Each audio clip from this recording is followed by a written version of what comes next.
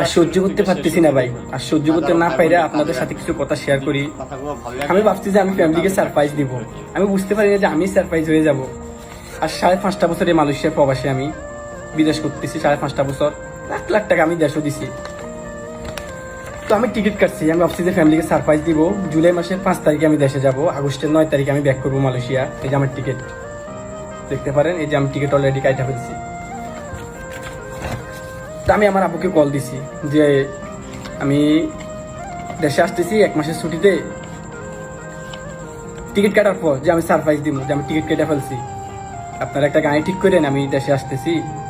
বলতেছে গালি দিয়ে যে তুই একটা খারাপ একটা গালি দিছে যে তুই দেশে এসে কি করবি। তো আমি ভাবছি যে মজা করতেছে আমার সাথে। তারপরে দেখতেছি আমার ফ্যামিলির সবাই আমাকে মানে চিল্লাইতেছে তুই দেশে এসে কি করবি, এখনো আমাদের 1-1.5 লাখ টাকা ঋণ আছে, তোর বোনকে বিয়ে দিছি, টাকাগুলো কে শোধ করবো, তুই ফ্যামিলির জন্য কিছুই করতে পারছ না এখন পর্যন্ত, তুই দেশে আবার লাগে পাগল হয়ে রইছস। তো এদিক দিয়ে আমার বয়স মোটামুটি 24 বছর হয়ে গেছে, আমি বিয়ে নিয়ে কোনো চিন্তা করি না। আমি অনেক কষ্ট হইতেছে মানে ফ্যামিলিকে ছাড়া থাকতে, তাদেরকে দেখার জন্য আমি দেশে যাওয়ার জন্য টিকিটটা কাটছি। আমার দেশে হয়তো আর ফিরা হবে না, আমি টিকিটটা ছিঁড়ে ফেলতেছি। এই দেখেন, এই যে টিকিটের ডেট, আমি টিকিটটা ছিঁড়ে ফেলতেছি। আমার কষ্ট হয়তো বা কেউ বুঝবে না, আর বুঝার দরকারও নাই। এই যে আমার পাসপোর্ট, এটা কালকে কোম্পানিকে জমা দিয়ে দিব। আবার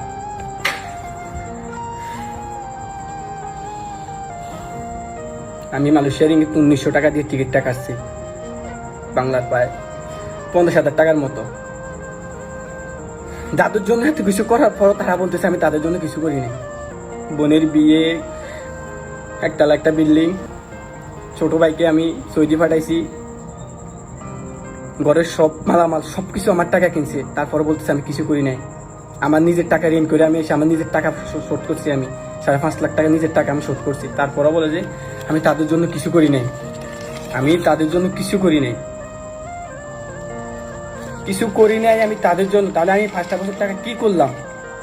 প্রতি মাসে আমি 150 টাকা দিছি, আমি না খাইও আমি 150 টাকা দিছি।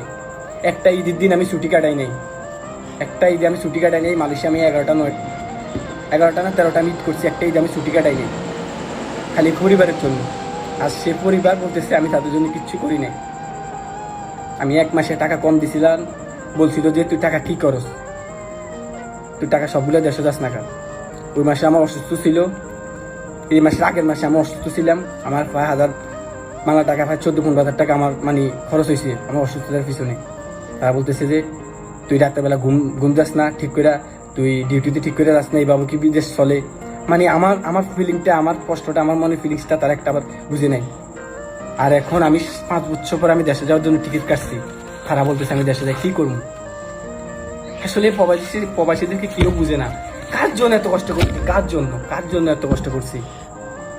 আমি আমার মা বাবাকে একটা কথা বলতে চাই, আমার স্বপ্ন হয়তোবা আমি হয়তোবা দেশে ফিরতে পারবো না কখনো, হয়তোবা আমার লাশটাও দেশ থেকে যাবে না কখনো, তবে মনে রাখেন আমি আপনাদেরকে দেখার জন্য টিকিটটা কাটছি, খালি তোমাদেরকে দেখার জন্য টিকিটটা কাটছি।